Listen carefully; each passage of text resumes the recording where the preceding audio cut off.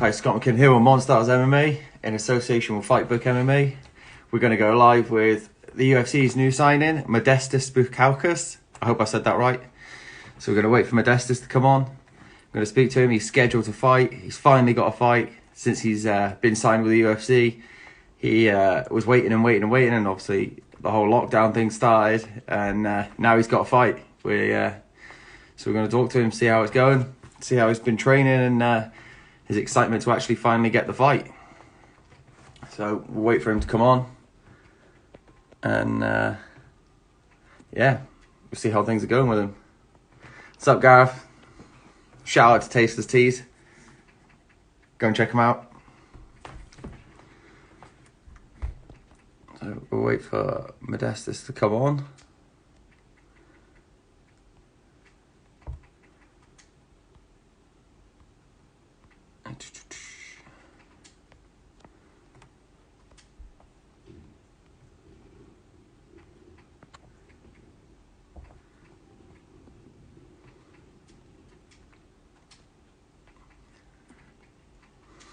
Hope everyone's staying safe and enjoying the sunshine.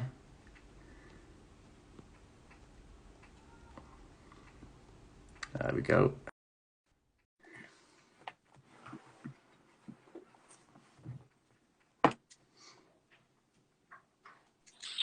Hey, what's going on? Yes, mate. How's it going? You all good? Not bad yourself. Thanks for joining me. Finally. Yeah, no worries, mate. Absolute pleasure to be on here. It's a pleasure to speak to you. So how's things going? Yeah, really well, mate. Obviously, as you probably know, the UFC debut just got announced, so obviously getting really pumped for that. Everything's been going great, so I just can't wait, man.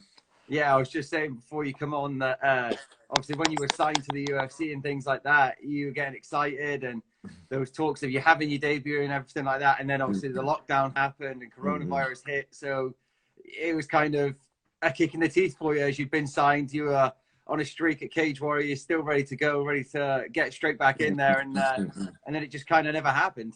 Yeah.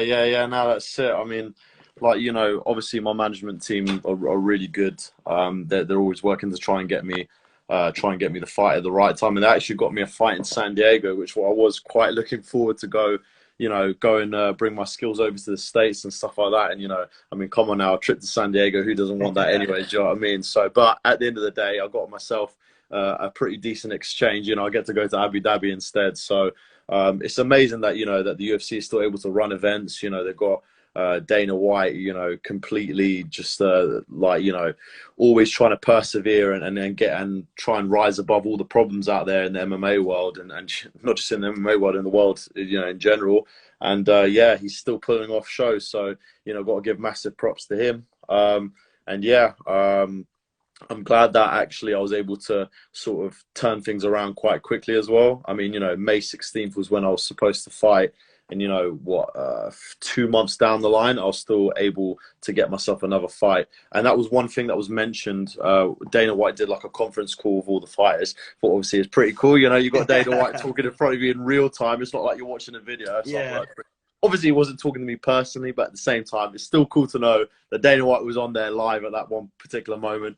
But anyways, and he was always saying, you know, the people who had already had scheduled fights, they would be the first ones in line. So I'm glad that, you know, everything worked out well. And we got the same opponent that I was supposed to have last time. So, yeah, that's it. Now I'm just ready to go and actually do the business. Yeah, and he said in one of his press conferences yesterday that he, up until as much as he can, he's going to try and put on as many fights as he can. Every weekend he'll put fights on. Obviously, we're now being at the Apex. They don't have to pay for scheduling events or anything like that. They don't have to pay extra for it because it's their own building and things like that. And now they've got Yas Island. I think I've read somewhere that they've now signed a contract for Abu Dhabi for 5 years or something. So they might have 2 or 3 shows there a year for the next 5 years. From what I understand, yeah, they had that contract because they've actually already had a show there. They had Dustin Poirier.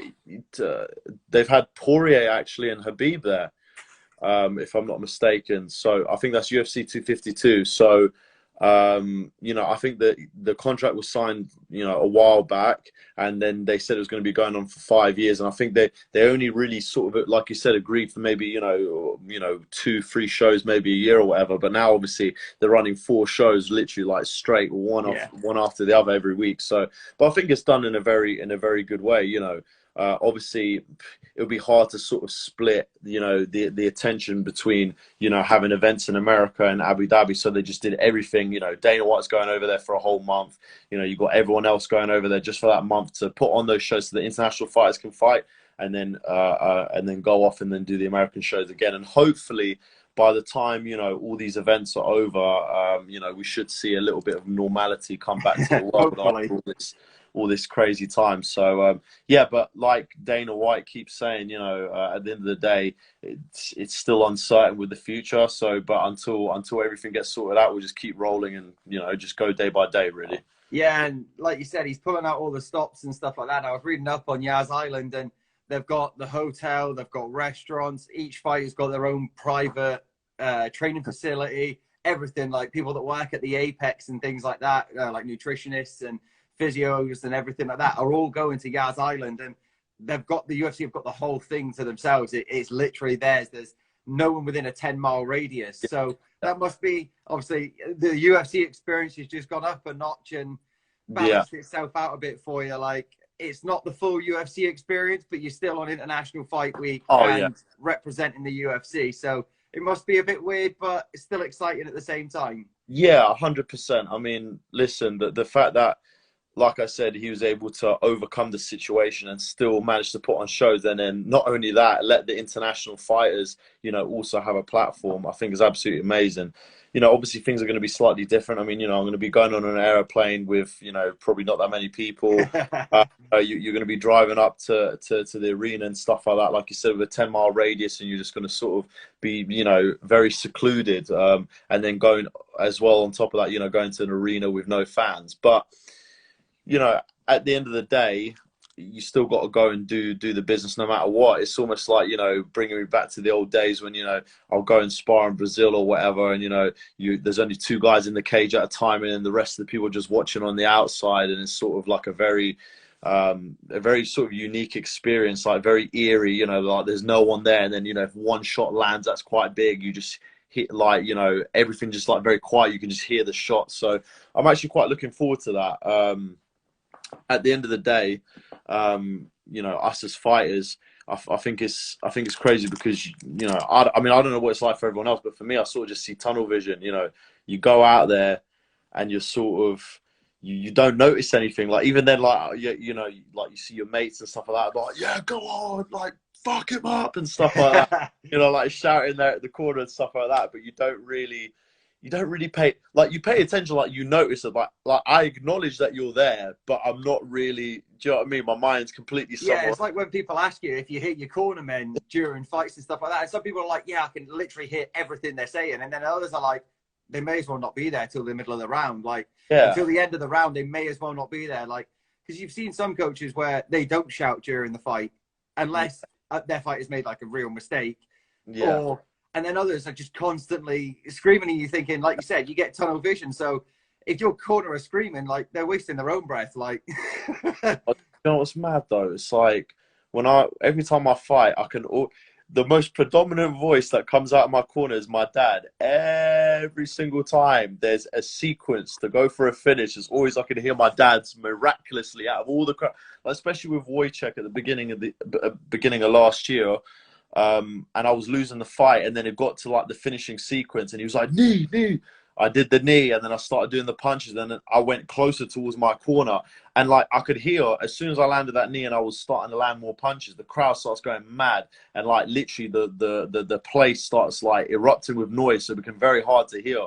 But then I think I land a kick or whatever, and then he goes spinning back kick, and then, like I said, it was weird. It's like whenever my dad would be saying something, it's like the volume of the crowd goes down, and then the volume of my dad goes up. So then I go for it was the same like with the Hamlet fight, like with the Nasilia fight. So it's weird. It's like I can tone everyone else down whenever it's sort of needed. But I can imagine it's going to be even more amplified when I go into an arena with no crowd. Then I'll be able to hear it even more so. So yeah, like I say, I know it will be a crazy experience. But listen, putting on the UFC gloves, putting on the Reebok fight gear and stuff like that. All of like the experience that's going to go with it. I can't wait to fully embrace the moment. So I'm just trying to read this comment. I'm going to say it to you before it disappears because there's a lot of comments coming through. It's from No worries. He said, "Big up Mo. I remember this guy coming to my college with his first belt. Best of luck in your UFC journey and well done for all the hard work." Oh yeah, no, I remember Sam. Thank you very much, my man. It just really kept flicking up, and I was like, I don't want to lose it. No, you're good, mate. You're good.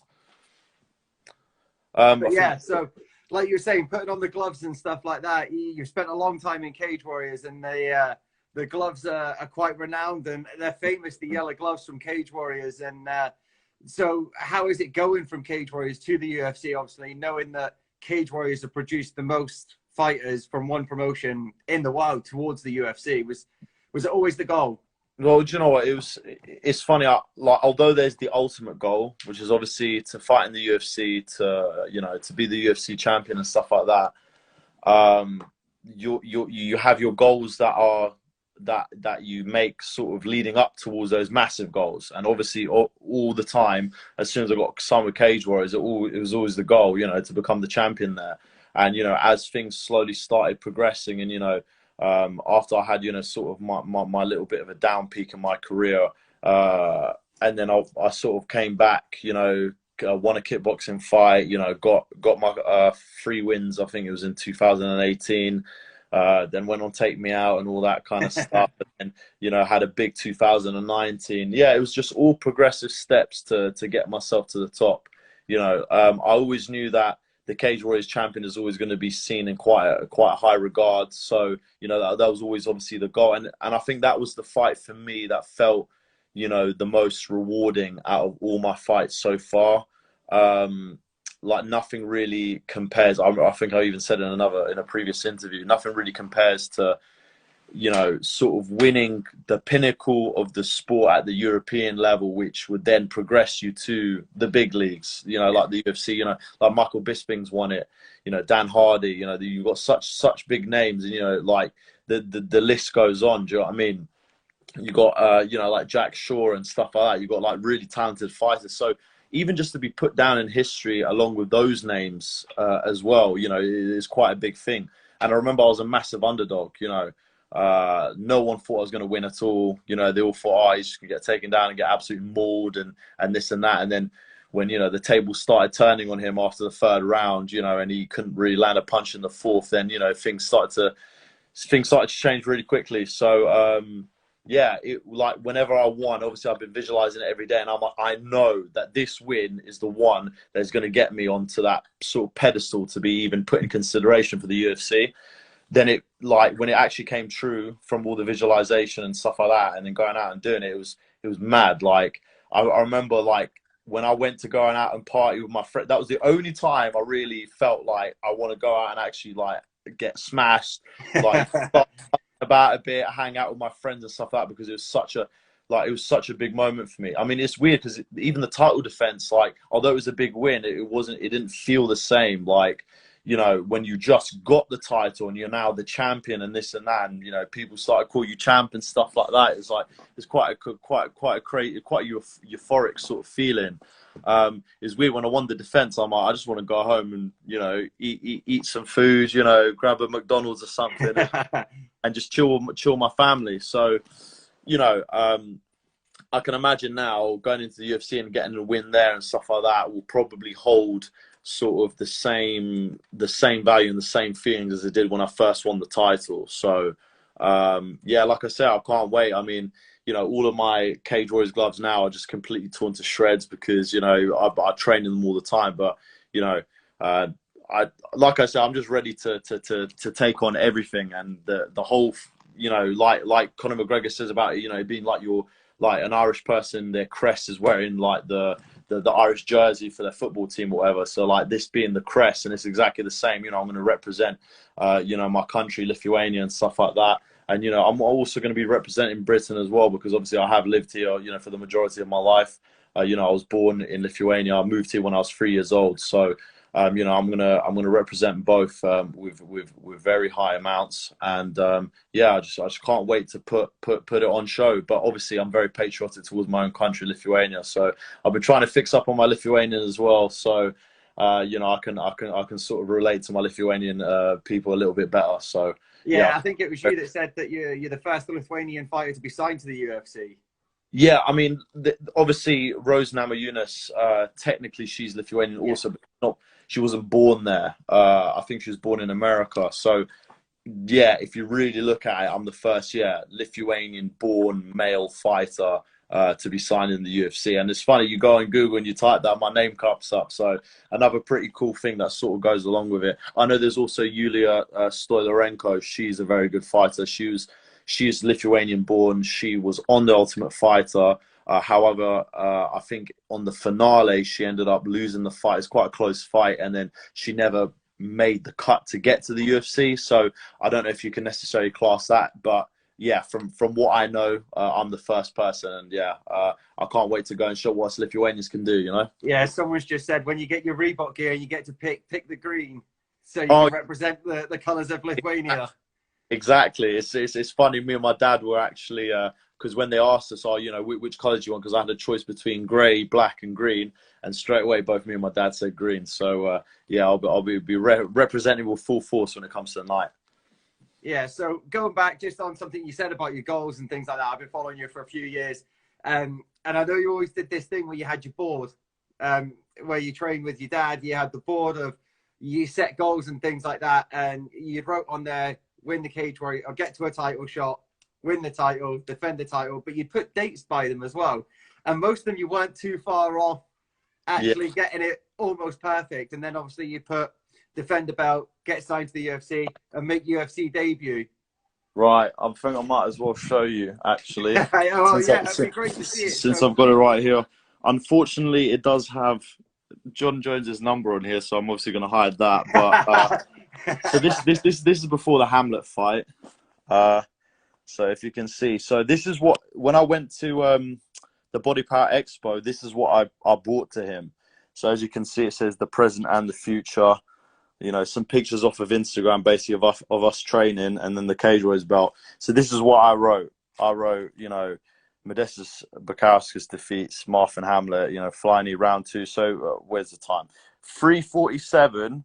And on the night, so I said in round 2. Obviously, I won in round 4. But I think it's mad how I wrote 3:47, but I ended up beating him in 3:56. So I mean, listen, you can't really get, you know, in terms of like predicting, you can't really get much closer than that, can you? So, and as well, I've got my other vision board up there for the next fights, but obviously can't reveal all that just yet. But I'm sure it'll be going up on my Instagram story at some point. But yeah, like all that kind of stuff is just, you know, sort of solidifying what you think, what you believe, you know, what you want to achieve, and you know, like it's funny with the law of attraction when they speak of it. You know, a lot of times they say, oh yeah, you just sort of just sit there and just think about it and it'll come to you. It doesn't work like that. You've got to literally work your butt off to try and get, you know, those results and those achievements. And obviously I put my work in the gym all the time. I mean, there's the stuff that I was working on to prepare for Hamlet, to prepare for Nasili. I'm never stopping to train. Like, you know, when I hear that, you know, fighters aren't ready to fight and stuff like that. I mean, granted, I understand, you know, it does get quite, you know, it puts quite a toll on your body, you know, training all the time, and even mentally, you know what I mean? Just sometimes, you know, even if there's not a fight coming up, you're thinking to yourself, you know, I want to fight, I want to perform, and this and that, because I've been just literally just going to the gym, doing the same thing all the time. But you always got to think, how can I level up? How can I get better? How can I improve on myself? And that's what's sort of been carrying me through when I've had all these sort of setbacks in terms of not knowing when my opponent is, you know, the event getting cancelled and this and that. So, you know, the fact that I've been trying to, like I say, just work to improve, like you go into a training session thinking, okay, I'm not getting prepared for a particular fight, but I'm getting prepared to become an even more deadly human being. That's always a nice little, contributing factor to keeping mentally in a good place so that you're ready even whenever you got and go and fight. I mean, and listen, who doesn't like to have a six pack? Who doesn't like to, be in good shape? Who doesn't like to, do this and that? So, it just all goes hand in hand. And I'm always thinking good thoughts, always thinking positive vibes, when there's a lot of negativity going on around in the world and, you see, lots of people saying, oh yeah, the disease, this and all these other problems and blah blah blah. You just got to think to yourself, okay, well, those things may not be doing so well, but I'm gonna think to my head, things are gonna get better, they're all gonna recover, and then just work on myself. And that goes, like I say, the same with my visualization for my fights and stuff like that. I'm always visualizing the good outcomes, being able to help my family and stuff like that. So as long as I put the work in, I'm pretty sure that the outcome will come true to what I've been thinking in my head. Yeah, and I suppose, like you said, pushing yourself and making sure that you're making yourself a better version of yourself. I'm pretty sure your dad wouldn't let you slack off either. Yeah, that's another good thing to have. Have your head coach, in the same household as you. But it's funny enough, he doesn't. He does push me in training. Obviously, he pushes me to just want to get the best out of myself when I'm in my training center, but he never pushes me to want to do the work. I think that's one thing that's been sort of a staple of our household is like, you got to do what you want to do and you got to make sure that you are motivated for it. If I wasn't motivated for it and I had to be pushed into doing it, then, maybe this isn't the right career for me. Of course, I could be talented and stuff like that, but how long is that going to carry on for when you get further on down the line and stuff like that? So one thing that he's instilled in me is to always want to work hard. And I think if you really badly want something, you're going to want to do it yourself. So my dad never really asked me to do this or do that. He's sort of just planning the training sessions as opposed to trying to push me into the gym. I'm always wanting to be in the gym. Sometimes he has to tell me to take the foot off the gas pedal sometimes, to try. I'm pretty sure everyone, there's a lot of fighters, it's the same thing. You want to just keep going and going and going, but you got to make sure you do everything in a smart way as well, because otherwise you're going to get injured or you're not going to recover well. So we're very methodical as well with our approach. And I've got to thank him, because all the time when he's talking about fights and and stuff like that, it makes you then just step up a gear in your mental state in terms of then you're also thinking, okay, so he's looking at fights, he's seeing how these guys are performing, he's telling me about it. Then I'm like, okay, well, let me see what I think about that, and then you sort of you can sort of collaborate on your thoughts, and then it becomes more about fighting, and then you can then think about the techniques and stuff like that. So it's a great thing. And listen, we're best mates. Like, I don't know if you've seen it in my YouTube videos, but me and him, we have a good laugh. So it does help that having your best friend who's also your coach, who will literally do anything for you, and I'll do the same for him. And this is why another thing, like, I want to become successful just to be able to help him and my family out. So I think that's another big thing that goes in. That's probably like my main priority. The amount of blood, sweat, and tears that he's put into training me, making me the best fighter that I can be. I want to give back. It's not a case of, oh yeah, I feel like I need to give back. It's more of a case of I want to give back, because I want to show my appreciation, and just you want to make your family have a good life. So in that respect, obviously that's another reason why I'm really striving to be the best. And in every training session, it's good because he pushes you to past your boundaries. I remember we lifting 232 kilogram kettlebells, and this part of our strength and conditioning program, clean and press. And I remember he said, okay, first set I want you to go maximum reps, then afterwards we'll go lower in reps. And then he said, listen, it'll be good if you can do 15, but if you make 10, it's okay too. So basically what he means is you have to make 15. When he says that, you're not going to make 10, you're going to make 15. If you say it would be good if you could make 10, it's basically mental warfare. He knows. He's saying you have to get 15. That 15. But I remember it got to like 10, and I thought, okay, like I've got literally another 3 sets to go or 2 sets to go, so I'm going to make sure got sort of conserve myself. He goes, what the hell is that? Like, do you know what I mean? You need to, I'm telling you to go max reps. I go, mate, what are you talking about? Like, literally, my arms are like shaking trying to lift this weight. And then he's like basically just told me to just man up, stop being a pussy. And then next thing you know, I lift an extra 5 reps, and it's like, it's crazy what he can do to then push me to achieve my potential. in the training room as well. Like, you know, when you can barely breathe, and then he's making you do another kick and another spinning kick and here and there. So, yeah, having the dad there, inspiration that he was also a fighter. You know, he's seen the business, and now, you know, he can live also vicariously through myself. He wasn't given the same opportunities that I've had. So That's I what I was going can't to wait. say. I suppose mainly for him that this is the experience for him as well. And in a way, he's still living the dream of the UFC, even if it is through 100%. you. He's not going to try and take anything away from you from it. He's obviously a proud dad.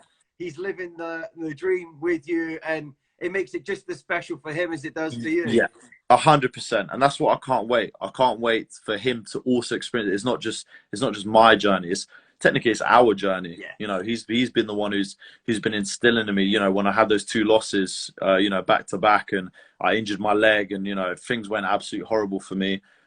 He was always there telling me, Modestas, you're going to be a champion. Like, this is why I said it when I won the belt, because he was literally the main person. You know, when I'll be in my room and I'll be crying, because I'm like, I don't know what the hell to do. I don't know why things have went in this. You know, I'm working my ass off. Like, why does it have to happen to me? That's what I would always ask myself. I'm like, why does this have to happen to me after I don't do anything wrong. I'm trying to be morally the most correct person, and this and that. And people who are doing worse things are then succeeding. I'm like, what the hell's going on here? And those thoughts started to creep in my head. But then I was very lucky that, you know, I had my dad there to keep motivating me, and, you know, keep telling me, like, Modestas, you like, this ain't over. Just keep pushing yourself. You know, you got what it takes, and you know, lo and behold, it's happened. So I'm very happy, and I can't wait to let us both live that experience of both of us walking. And I remember I wrote in a birthday card. I said, Dad, by the time it gets to your birthday this next year, it's funny how everything I write seems to come to. You just need to start writing more. Do you know what I mean? Call me Mystic Matt. Do you know what I'm saying? But yeah, I said by this time next year we're going to be walking to the UFC octagon together, and it's his birthday on August the 21st, and we're walking to the UFC octagon on July 15th. So. Yeah, it's absolutely. I bet it's one of them times that you wish you could turn around just to see the smile on his face, and, you know, say something like that you've made it. Oh yeah, no, I mean, listen, when we first got the phone call that we got to the UFC, and like even then I was just a bit like, is this even real? Like, I literally had to slap myself, because I literally just woke up and I got this, you know, going to the toilet at like 3 in the morning, and next thing you know, I've got a call from my manager saying I got to the UFC. I'm just like, did that just happen? And then I go to my dad, and it was funny, because when I went to my dad in the morning, I even told him, I was like, guess what? We're in the UFC, baby. And he was like, wait, hold on a minute. like it was a bit of like a, but at the same time, it's like, it's as if, but we both knew that it was the next logical step. It was either that or Contender Series. So that was sort of the ideas that were running through our head at that time. So we weren't really looking to defend the title, because really it didn't do anything to sort of increase our stock at that point. Contender Series is the main thing to get people onto that platform. So yeah, and then when the call finally came, it's like, well, we knew that this was the next logical step. This is what we wanted. This is, so as much as it was like, oh my God, like, this is crazy, and you could see, you know, smiling like a Cheshire cat, like, you know, ear to ear.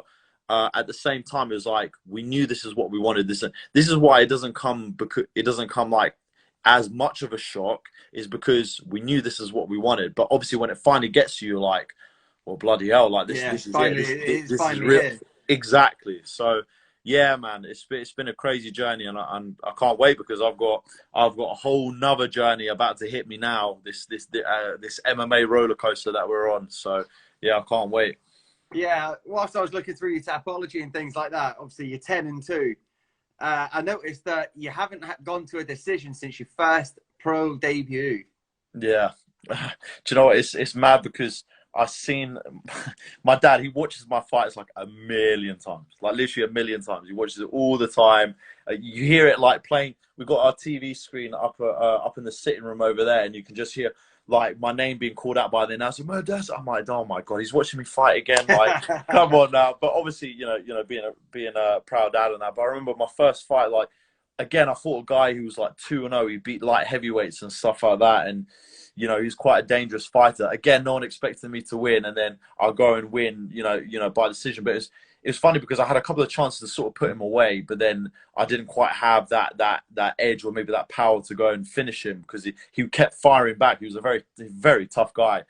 But yeah, and then I don't know. It's just sort of you just feel what happens, isn't it?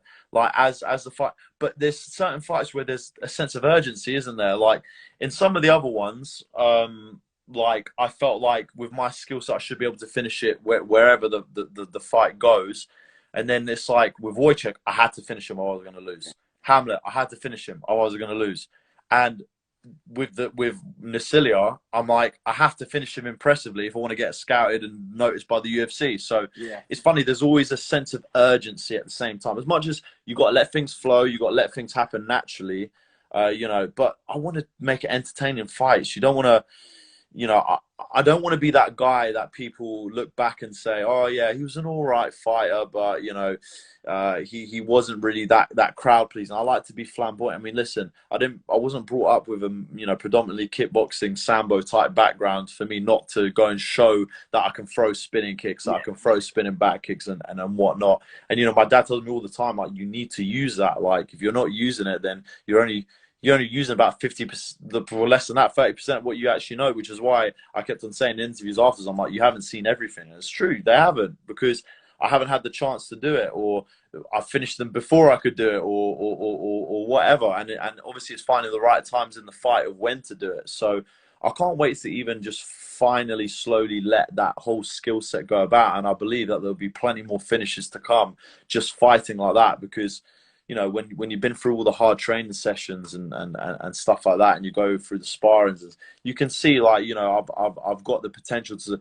I'm always wanting to finish. I do not want to leave it in the judges' scorecards. You know what I mean? Like, it's sometimes you can sort of fight just to get the points, but I just do not like wanting to go to even the first fight. I'm like, listen, in my head, I thought it could have gone either way, but I think on the scorecards I'd won 2 rounds, But yeah, it's like you never want to have. I feel like it would be a bad thing to have that thing where it's like, okay, when the fight goes and you're sitting there with the hand in the referee, it's like 100%. There's like, I've done it. Do you know what I mean? There's no having to think, oh crap, did I win or did I not? Yeah, and that's the thing. Obviously, you get a lot of guys that say, oh, I don't want to leave it in the hands of the judges, and literally since your pro debut, you haven't. Yeah. So it's one of the things where, like, you go in there and people say, oh, I don't want to leave it to the judges, or no, I could go in there and dominate the fight. And then you look through the things and you're thinking decision. You're like, well, you kind of are leaving it to the judges. Like, and then they say in the interviews afterwards, well, I had a chance to finish him. Well, you didn't. Otherwise, you'd have finished it. Because then afterwards you're saying, I didn't want to leave it to the judges, but you kind of have. Yeah, no, it's crazy, man. I mean, and again, it's another thing. That's the only way you're going to get noticed. I mean, the reason why people notice Conor McGregor is because, again, predominantly they're all finishes. Yeah. That pertains to an entertaining fighter. Exactly like you said, you look through the records and said decision. Who wants to watch a guy who's got loads of decisions? I mean, listen, it could be memorable fights. It could be fights that that were entertaining, that that were bloody and gory and stuff like that, and were really good, which is 100%. Like, you do have fights like that, but again, it's a blood sport. Gladiator type style. They used to fight to the death. So over here, it's having 3 rounds and it's not. I mean, even in the early UFC days, no time limit. So that means you had to finish the guy. So in a way, it's just like. It's like it's like that, but just with a time limit. So that's what's going on in my head. But I think every shot or everything you want to do, you're going to hurt. Like, in a street fight, you can't just leave it to where the guy's able to then hurt you afterwards. You have to do something to put him away to then get out of the situation. So yeah, man, I think that the mentality is obviously. It's weird because even for the guys that do end up, like I say, for it going decision, I do generally think, like, guys most of the time they do want to finish it, because at the end of the day, like, we don't get paid for overtime. Yeah. Like, if you win it in 20 seconds, that's it. I get my paycheck and that's it, and I leave without a scratch. It's another thing people usually say. I think my debut is a fight where I literally was the most damaged, I guess you could say. Like, I think I had a hematoma on my leg and I was in hospital the whole night. Ooh. So that was like the only, and then every other time everyone's like, some people who you know, are not necessarily fight fans, and they see me afterwards, and they're like, "Oh yeah, did you even get into a fight?" Because they see my face as there's nothing on and stuff like that. But I'm like, well, yeah. I mean, listen, I don't want to be in there too long and give it an opportunity for there to be stuff done to me. I mean, listen, if I want to keep up with this modelling career, do you know what I mean? I've got to do what I can without it, even with a broken nose. So, yeah, nah, man. I think it's in every fighter's goal, but maybe some people have a lack of motivation. You get times where fighters are so level on skill set and talent that they you can't cancel each other out. 100%. They've worked the same, everything like that, where they cancel each other out. And it does go to the judges, like you said, and it could be a blood fest, all this and the other, back and forth and stuff like that. But then, obviously, on the other hand, you've got people going in there and knocking people out and submitting people. I mean, Aljamain Sterling last week, he submitted the guy in, what, 25 seconds, 30 seconds, something like that. Didn't even get a chance. 22-second knockout and stuff like that. So when these people say, "Oh yeah, the judges, that like it's all right, I still won the fight," but yeah, it was. Do you know what's mad though? Do you know what's mad? It's like when there's a finish there, it's like you get an extra bit of adrenaline. You get an extra bit of like when you land something good and then you can see the finish is there, you get like an extra spurt. It's like, you know, like you're in a video game and you got like the unlimited bar or whatever, and it just goes like all like you got like stars or whatever in the corner, and then you just like boom, boom, boom, you're like ready to go and do it. So I don't know how every other fighter sort of feels that way, but if you land something big on someone, it's like instinctual. You're like, I've got to go in. Like, do you know what I mean? Sometimes you got to like sort of be patient, which what Adesanya, for example, shows really well. He shows patience. Even though he's hurt the guy, he tactically pins them away until they're finished.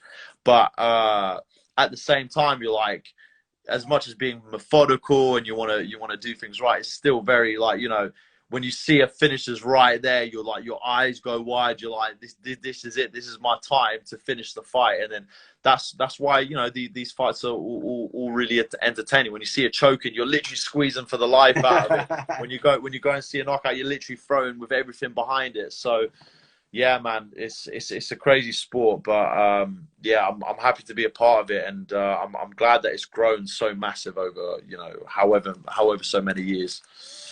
Yeah, well, we all look forward to watching you. You're a character inside the cage and outside the cage, and you're so entertaining to watch. I know you've got a huge fan base behind you, and everyone's looking to watch you in your UFC debut. Yeah, man, I can't wait. And like I said, I can't wait to go and put on a show for the fans. That's one thing that I say to all my friends and family whenever they message or, you know, they say, oh, you know, good luck in this and that. I'm like, just ready. I'm about to put an absolute show. And that's exactly it. That is a mindset I'll go into with every fight. So I'm going to be throwing venom whenever I get the chance. I don't doubt that for a second. It's been a pleasure talking to you. I'm going to let you go enjoy the rest of your evening. And hopefully we'll get to train together soon as well. Yeah, definitely, well, man. So. Yeah, that's it. Come down the gym, man. We'll definitely get some training together. And yeah, obviously, I just want to say thank you very much for having me on. Thank you very much for interviewing me and stuff like that. It's been a pleasure. Real nice talking to you. And yeah, that's it. Can't wait to go and do the business. Good stuff. If you've got any sponsors or anyone you want to give shout outs to, then fire away. Yes, right. There's a lot of people that I need to thank. Like, there's almost like a massive list. I should probably start writing down a board just for sponsors. Yeah, thank you. Seriously, I've got to give a big thank you to Mauler. I don't know if Fred's still on the live, but Mauler MMA, massive brand. They've helped me out really a lot, and their stuff is amazing quality. You know, there's one big thing that he goes on is in the quality of his stuff, and that is definitely seen in all of his equipment. So get on it, Mauler MMA. I've got to give a thank you to Distinct Physiotherapy, Leanne. She's my physio. She's been helping me since since I came back after that long layoff. She's always been there for me, especially when I just started working. She's always looked after me, made sure I'm fighting fit and fighting ready, helps me to recover in 3 weeks after a dislocation of my knee. So I've got to give a massive thank you and shout out to her. Listen, BST Academy, my dad, you know, Danny Batten, Denison Sutherland, Legion Grappling, Mihal BJJ, Roger Gracie Academy. You got a whole long list of people. Like I say, they're all helping me. There's a lot of people that behind the scenes don't know that have been helping me to be able to do all my training, to be able to do this full time. And I just want to say a massive thank you to all of you. Just because without them, this dream would not be possible. I would not be fighting in the UFC if it wasn't for them. So there's a lot of good people out there.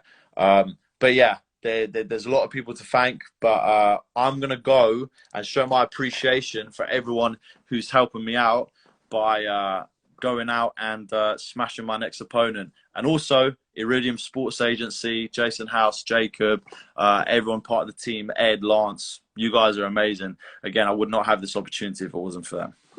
Great stuff. Again, it's always a pleasure. Nice one, Thank mate. you for joining me. I just want to give a few quick shout outs to Fightbook MMA. Go and check them out. XS Mouth Guards, keeping me pretty while I'm sparring and training. CBD Life and Tasteless Teas.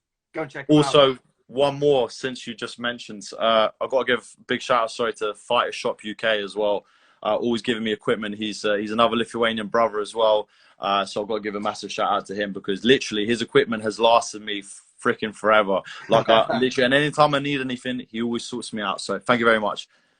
That's it. Good stuff. Again, it's a pleasure, and I look forward to watching you in the UFC. All right, nice one, brother. You have a good evening. Yeah, thank you so much. Thanks very much. Take care. Bye-bye. Cheers. Bye.